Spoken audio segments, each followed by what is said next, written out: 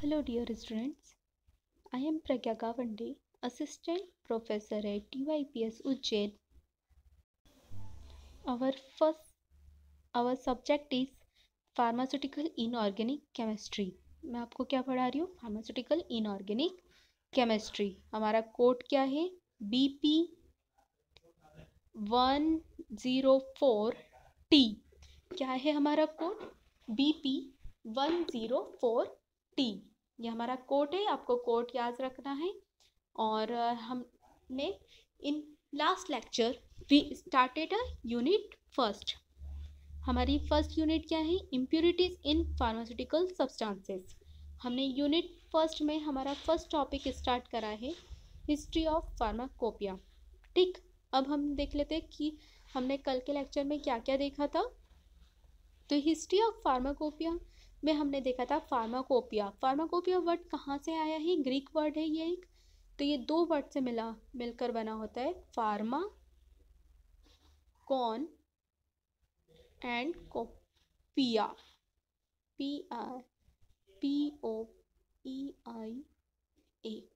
Pharmacopoeia. ठीक, ये दो वर्ड से मिलकर PEIA, फार्माकोपिया दो वर्ड से मिलकर बना है। फार्माकोन का मतलब होता है ड्रग एंड कोपिया का मतलब होता है टू मेक। क्या है? To make. ये क्या हो गया हमारा?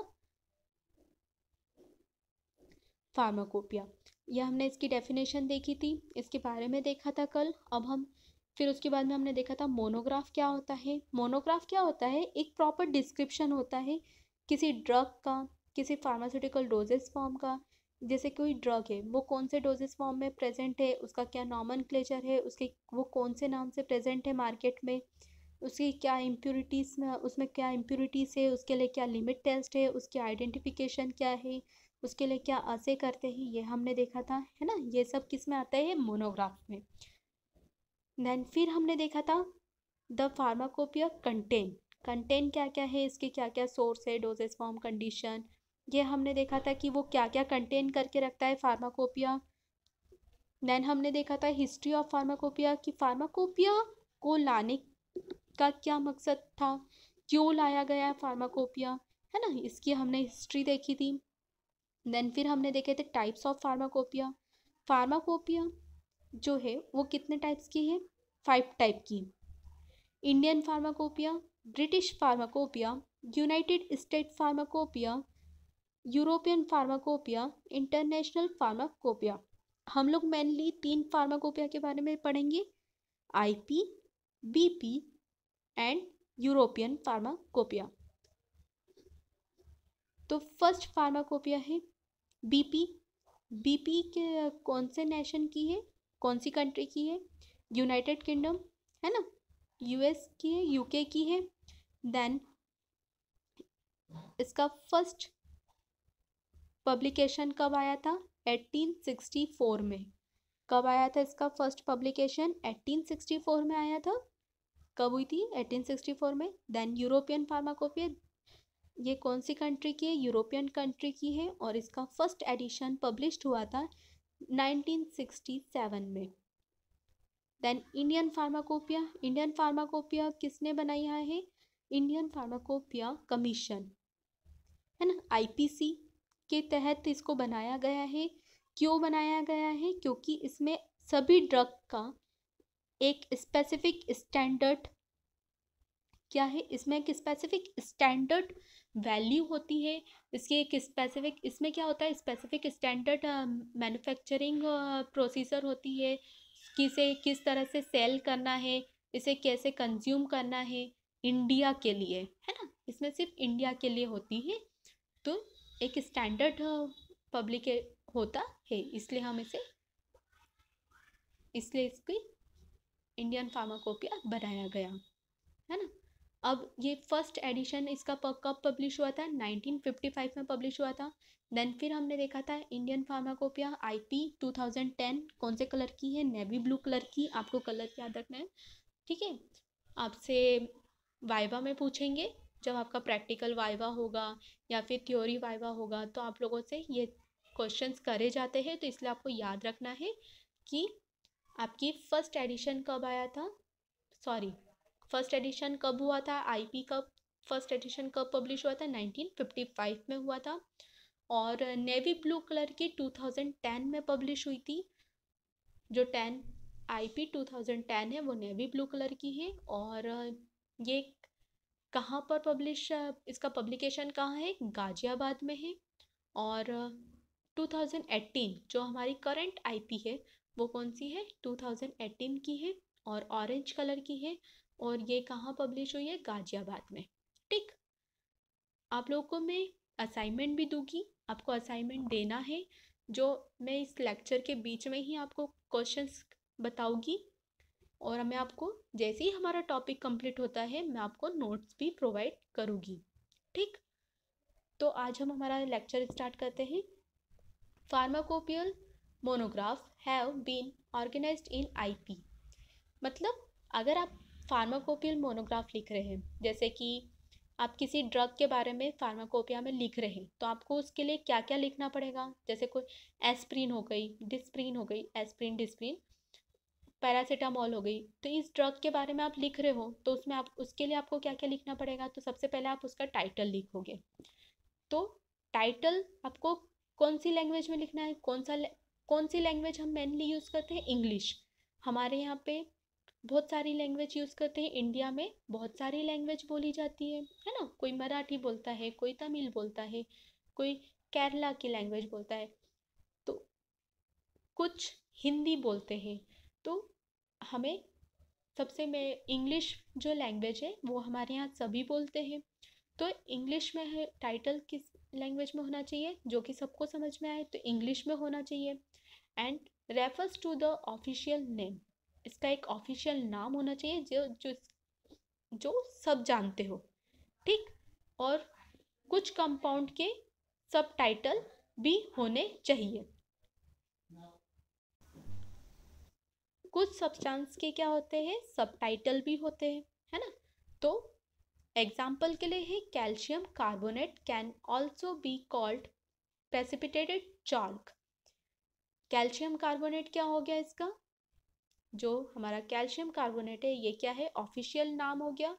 और प्रेसिपिटेट चॉल्क क्या हो गया इसका, सब टाइटल। ठीक,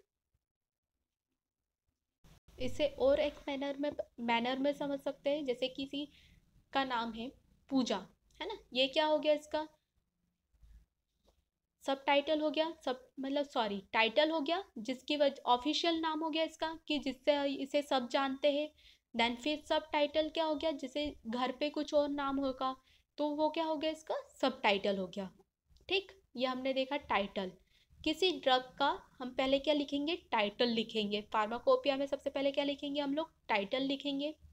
देन फिर हम लोग देखेंगे formula, weight and molecular wait.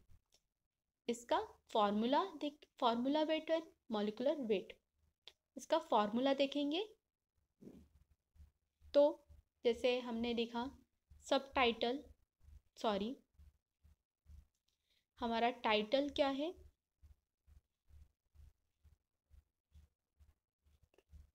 Calcium carbonate, है ना। ये क्या हो गया, हमारा टाइटल हो गया, जिसे सभी लोग मतलब ऑफिशियल नाम हो गया हमारा। ठीक, अब इसका हमारा फॉर्मूला क्या है, फॉर्मूला, तो फॉर्मूला क्या है इसका, कैल्शियम Ca, कैल्शियम का क्या है Ca, कार्बोनेट, कार्बोनेट क्या है CO3। ये क्या हो गया, फॉर्मूला हो गया, सेकेंड पॉइंट। अब हमें इसका क्या लिखना है, मॉलिकुलर वेट लिखना है। तो मॉलिकुलर वेट, तो देखो कैल्शियम का कितना होता है 40 प्लस कार्बोनेट का कितना होता है 61। ठीक, तो ये कितना हो गया 101। तो इसका टोटल, इस पूरे कंपाउंड का टोटल मॉलिकुलर वेट कितना हो गया 101। तो कैल्शियम का कितना होता है 40 और कार्बोनेट का कितना होता है 61। जैसे हमने यहाँ पे एग्जांपल देखा है MgCl2। देन फिर कैटेगरी, इसके बाद हम लोगों ने टाइटल लिख दिया है ना, फिर उसके बाद में हमने उसका मॉलिक्यूलर फार्मूला भी लिख दिया, अब मॉलिक्यूलर वेट भी लिख दिया। फिर उसके बाद में अब हम लोग क्या लिखेंगे, कैटेगरी, कि ये हमारे लिए किस क्यों यूज़ हो रहा है, किस लिए यूज़ हो रहा है, फार्मास्यूटिकल यूज़ क्या है। जैसे कि मैं आपको एग्जांपल देकर बताती हूँ। कैटेगरी का मतलब होता है कि आपको थेरेपेटिक यूज़ क्या हो रहा है। जैसे कि आपने एस्प्रिन, एग्जाम्पल के लिए एस्प्रिन है ना, एस्प्रिन हो गया हमारा।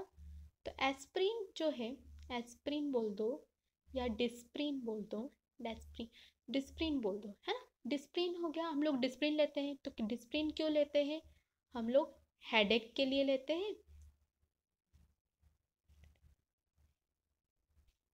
हेडेक है ना, जब हमारा हेडेक होता है तो हम लोग क्या लेते हैं, डिस्प्रिन लेते हैं। अब डिस्प्रिन क्या, ये क्या हो गया, इसका हेडेक जो है हमारा वो क्या हो गया, हमारा थेरेपेटिक यूज़ क्या हो गया। अगर हमारा सर दर्द कर रहा है तो हम लोग क्या लेंगे, डिस्प्रिन लेंगे। डिस्प्रिन लेते ही हमारा हेडेक दूर हो जाता है, चला जाता है, ठीक हो जाता है। तो ये क्या हो गया, इसका कैटेगरी। कैटेगरी क्या हो गई, डिस्प्रिन की कैटेगरी हम लोग किस ले लेते हैं, पेन रिलीफ में। ठीक। दूसरा एग्जाम्पल है पैरासीटामोल। क्या है, पैरासीटामोल। अब पैरासीटामोल की कैटेगरी क्या हो जाएगी, पैरासीटामोल की कैटेगरी क्या है, हम फीवर में लेते हैं पैरासीटामोल है ना, फीवर में हम लोगों ने क्या ले लिया, पैरासीटामोल ले लिया। अब इसकी कैटेगरी क्या हो गई है, थेरापेटिक यूज़ क्या है इसका, फीवर के लिए हम लोग ले रहे हैं, ये क्या हो गया, इसका थेरापेटिक यूज़ हो गया। और ये क्या कर रहा है, फीवर को कम करने का काम कर रहा है, तो ये क्या हो गई, इसकी कैटेगरी। तो कैटेगरी समझ में आ गई आपको। This describe the therapeutic pharmacological pharmaceutical uses. The compounds and main categories of inorganic pharmaceuticals mentioned in the pharmacopoeia include hematinic compound, antacid, laxative, pharmaceutical, and astringent. अब हम बात करेंगे डोज। अब हमने टाइटल लिख दिया है उसका, फिर उसके बाद में हमने उसका मॉलिक्यूलर फार्मूला लिख दिया है, मॉलिक्यूलर वेट लिख दिया है। अब हमने फिर उसके बाद में उसकी कैटेगरी लिख दी है ना। जैसे कि आपने एस्प्रिन है, एस्प्रिन का आपने लिख दिया, टाइटल लिख दिया है, एस्प्रिन, एस्प्रिन को एस्प्रिन के नाम से जानते हैं। फिर उसके बाद में उसका मॉलिक्यूलर वेट लिख दिया, मॉलिक्यूलर फार्मूला भी लिख दे दिया है। फिर उसके बाद में उसकी कैटेगरी दे दी कि एस्प्रिन जो हम पेन रिलीफ में यूज़ कर रहे हैं तो वो उसकी कैटेगरी हो गई। देन फिर उसके बाद में डोज, कि आपको कितने क्वांटिटी में आपको लेना है। जैसे कि 500 mg लेना है, 50 mg लेना है, तो ये क्या हो गया, इसका डोज हो गया कि कितने mg ड्रग आपको लेना है। देन फिर डिस्क्रिप्शन, डिस्क्रिप्शन उसका मतलब फिजिकल डिस्क्रिप्शन, फिजिकल डिस्क्रिप्शन बताएंगे कि जो हमारी जो ड्रग है एस्प्रिन वो कौन से कलर की है। जैसे वाइट कलर की है तो हम लिखेंगे वहाँ पे वाइट कलर की है। फिर उसके बाद में उसका ऑर्डर बताएंगे कि वो किस, कैसा, क्या उसकी क्या स्मेल आ रही है ना। जैसे स्वीट है, फिर उसके बाद में नेचर बताएंगे उसका कि किस नेचर की है, कौन सा डोजेस फॉर्म है, टैबलेट फॉर्म में है, कैप्सूल फॉर्म में है, तो टैबलेट फॉर्म में है, ये हम लोग उसका डिस्क्रिप्शन देंगे। ठीक। फिर उसके बाद में हम देखेंगे सॉल्युबिलिटी। सॉल्युबिलिटी क्या होता है, इसको पहले हम लोग समझ लेते हैं, पहले इसकी डेफिनेशन देखते हैं। The solute which can be soluble in a particular solvent is called solubility. जो हमारा सॉल्यूट है वो एक सॉल्वेंट, पर्टिकुलर सॉल्वेंट में सॉल्यूबल होता है तो उसे हम लोग क्या बोलते हैं, सॉल्युबिलिटी बोलते हैं।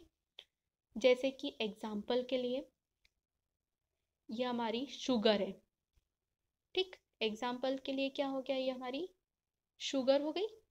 देन फिर ये क्या है, ये सॉल्यूबल है वाटर में, ये क्या हो गया, वाटर। तो ये शुगर क्या हो गई, सॉल्यूट हो गई। ठीक। द सॉल्यूट, तो ये क्या हो गया, सॉल्यूट, शुगर क्या हो गई हमारी सॉल्यूट। जो सॉलिड पार्टिकल होता है वो क्या हो गया हमारा solute. Which can be soluble in a particular solvent. Water क्या हो गया, ये वाटर है H2O, ये क्या हो गया हमारा सॉल्वेंट हो गया। तो जब शुगर इसमें सॉल्यूबल हो जाएगी, है ना, जैसे सॉल्यूबल हो जाएगी तो क्या हो जाएगा, ये वाटर में, ये वाटर हो गया, ये वाटर में शुगर आ गई, तो ये पूरी तरह से सॉल्यूबल हो गई, तो ये क्या हो गया, सॉल्युबिलिटी हो गई इसमें शॉक। जैसे हम लोग, आप लोगों ने भी देखा होगा घर पे, जब हम किसी वाटर में शुगर को सॉल्युबल करते हैं, जब हम उसे घोलते हैं तो वो क्या हो गया जाता है, डिसअपेयर हो जाती है ना, हमें दिखना बंद हो जाती है, मतलब वो उसमें सॉल्युबल हो गई। तो वही हमारी सॉल्युबिलिटी होती है। ठीक, एक सॉलिड पार्टिकल का सॉल्वेंट में पूरी तरह से डिसॉल्व हो जाना, पूरी तरह से सॉल्युबल हो जाना, वो क्या होता है, हमारे सॉल्युबिलिटी। उसकी सॉल्युबिलिटी बता देंगे कि जो हम आपने देखा होगा एस्प्रिन डिस्प्रिन जो आती है, वो क्या होती है, वाटर में जाते से, ये हमारी ड्रग है डिस्प्रिन, और ये क्या है, हमारा वाटर है, ये वाटर में जाते से ही क्या हो जाती है, सॉल्युबल हो जाती है। ये हमारी डिस्प्रिन है, ये हमारी डिस्प्रिन यहाँ गई वाटर में, वाटर में जैसे ही गई वैसे ही क्या हुआ, ये वाटर में जाकर क्या हो गई, सॉल्युबल हो गई। अब ये हमें नहीं दिख रही है। ठीक, ये क्या हो गई इसकी solubility. Then standard, it is an important part of monography which specify the quantitative purity of the title compound. क्या है ये, मेन पार्ट होता है मोनोग्राफ का। जैसे हम लोग मोनोग्राफ लिख रहे हैं, हमने टाइटल लिख दिया, डिस्क्रिप्शन लिख दिया, सॉल्युबिलिटी लिख दी। अब हमने लिखना है स्टैंडर्ड वैल्यू कि इसकी प्यूरिटी कितनी है। जैसे कि अगर हमने कोई सॉल्युबल स्टैंडर्ड वैल्यू, अगर हमने जैसे कोई ड्रग बना दी, मान लीजिए ये हमारी ड्रग है, अब इसकी प्यूरिटी कितनी है, तो इसकी 99.9% प्यूरिटी है, 98.6% प्यूरिटी है, तो ये क्या हो गई हमारी स्टैंडर्ड प्यूरिटी, है ना, ये क्या हो गया हमारा स्टैंडर्ड। आइडेंटिफिकेशन, अब जैसे हमने ड्रग बना ली, ये हमारी एस्प्रिन है, अब इसे हमें आइडेंटिफाई करना है कि ये एस्प्रिन है या नहीं, तो इसके लिए हमारे अलग अलग के लिए केमिकल टेस्ट होते हैं, तो हम अलग अलग स्पेसिफिक कंपाउंड के लिए स्पेसिफिक केमिकल टेस्ट करेंगे। देन फिर अब हम आते हैं असे। असे क्या होता है, it is the step by step description of chemical analytical method for active substance for most inorganic pharmaceutical titrimetric और ग्रेविमेट्रिक मेथड आर यूज्ड। असे क्या होता है, असे क्या, स्टेप बाय स्टेप डिस्क्रिप्शन होता है केमिकल एनालिटिकल मेथड के द्वारा एक्टिव सब्सटेंस का। हम लोग असे से क्या पता करते हैं, जैसे कि हमारी ड्रग ये एक टैबलेट है ना, अब हम लोग जैसे हम अभी हम लोगों ने देखा टाइटल हमने लिख दिया, हमने टाइटल लिख दिया एस्प्रिन डिस्प्रिन, है ना, फिर उसके अंदर हमने उसका फॉर्मूला भी लिख दिया। अब हमने उसका डिस्क्रिप्शन भी दे दिया कि वो जो टैबलेट है हमारी वो वाइट कलर की है, इसका ये इसकी स्मेल ऐसी आ रही है, इसका कलर मतलब इसका ऑर्डर ऐसा है, इसका फ्लेवर ऐसा है ना, ये हमने दे दिया कि वो पाउडर फॉर्म में है, एमॉर्फस फॉर्म में है ना, कि क्रिस्टलाइन फॉर्म में है, ये हमने दे दिया। उसके लिए क्या क्या टेस्ट है ये हमने बता दिए। फिर उसके बाद में अब हमें क्या करना है कि ये जो ड्रग है, ये हमारी टैबलेट है, इसमें कितने, जैसे हमने डोज भी बता दिया 500, बट इसमें कितना डोज प्रेजेंट है, एक्टिव इंग्रेडिएंट जैसे कि 50 mg ड्रग प्रेजेंट है ना, 50 mg ड्रग प्रेजेंट है, तो उसको आइडेंटिफाई करने के लिए हम लोग क्या करेंगे कि सही में इसमें 50 mg ड्रग प्रेजेंट है, तो उसको पता करने के लिए हम लोग क्या करते हैं, असे करते हैं। ये इसके लिए हम लोग अलग प्रोसीजर यूज़ करते हैं, तो उसे क्या, इसके लिए हम लोग मेथड यूज़ करते हैं जिसका नाम है टाइट्रोमेट्रिक मेथड, ग्रेविमेट्रिक मेथड के द्वारा हम लोग उसको पता करते हैं। देन फिर स्टोरेज, स्टोरेज का मतलब होता है, देखो स्टोरेज जैसे हम लोगों ने स्टोर करना है, अब हमें टैबलेट को स्टोर करना है तो आपको उसको बॉटल में रखना है। कई बार आपने देखा होगा कि ब्लैक बॉटल मतलब ब्लैक ब्राउन बॉटल होती है ना हमारी, तो उसे हम लोग क्या बोलते हैं, अंबर कलर की बॉटल बोलते हैं, क्या बोलते हैं, फार्मास्यूटिकल्स मतलब फार्मेसी में उसे क्या बोलते हैं, अंबर कलर बॉटल। तो आप उसको कौन कौन से इसमें रख सकते हो, जैसे आपको स्टोरेज बताना है कि आपको अंबर कलर की बॉटल, अंबर कलर की बॉटल हम क्यों यूज़ करते हैं, सन से प्रोटेक्ट करने के लिए कि सनलाइट उसके ऊपर ना पड़े। तो आपको अंबर कलर की बॉटल में रखना है, ट्रांसपेरेंट बॉटल में रखना है, मतलब वाइट कलर की बॉटल में रखना है। कौन सी बॉटल में आपको उसको स्टोर करके रखना है, आपको प्रॉपर लिखना पड़ेगा कि well closed container, tightly closed container, cool place के ऊपर रखना है, आपको सनलाइट से दूर रखना है, आपको कौन से टेम्परेचर में रखना है, ये सब आपको वहाँ पे स्टोरेज कंडीशन में मेंशन करना पड़ेगा। ठीक, यहाँ पे हमारा मोनोग्राफ खत्म होता है। यहाँ हमने देखा सबसे पहले मोनोग्राफ में हम लोग क्या लिखते हैं, टाइटल लिखते हैं जो कि इंग्लिश में होता है, उसका ऑफिशियल नाम लिखते हैं, फिर सब टाइटल लिखते हैं, फिर फार्मूला लिखते हैं, मॉलिक्यूलर वेट लिखते हैं, कैटेगरी लिखते हैं, डोज लिखते हैं, डिस्क्रिप्शन, सॉल्युबिलिटी किस में है इसकी, स्टैंडर्ड क्या है, आइडेंटिफिकेशन टेस्ट हमने क्या क्या करे, असे क्या क्या करे, और स्टोरेज कंडीशन कैसी रखनी है। देन अब हमारा आज के लेक्चर में history of pharmacopoeia, first topic जो है हमारा हिस्ट्री ऑफ फार्माकोपिया कंप्लीट होता है। अब हम देखेंगे इम्प्यूरिटी क्या होती है। क्या देखेंगे हम लोग कि इम्प्यूरिटी क्या होती है, इम्प्यूरिटी के टाइप्स क्या है और सोर्सेस क्या है। ठीक, नेक्स्ट लेक्चर में देखेंगे। तो आज के लेक्चर में हम लोग पहले ही देख लेते कि इम्प्यूरिटी की डेफिनेशन क्या है। इम्प्यूरिटी क्या है, इम्प्यूरिटी इन फार्मास्यूटिकल सब्सटेंसेस, तो इसकी डेफिनेशन क्या है, क्या होती है इम्प्यूरिटी।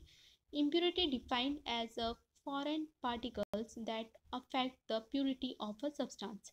क्या होता है, जैसे कि हमारा कोई सब्सटेंस है, ठीक, तो इस में क्या होता है, ये जैसे ये हमारा सब्सटेंस है, अब इसमें क्या हो जाएगा, कोई फॉरेन पार्टिकल्स, जैसे ये फॉरेन पार्टिकल आ गया, तो इससे क्या, ये इससे क्या होगा, इसके ऊपर एक अफेक्ट होगा, है ना, उससे उससे क्या होगा, अफेक्ट होगा।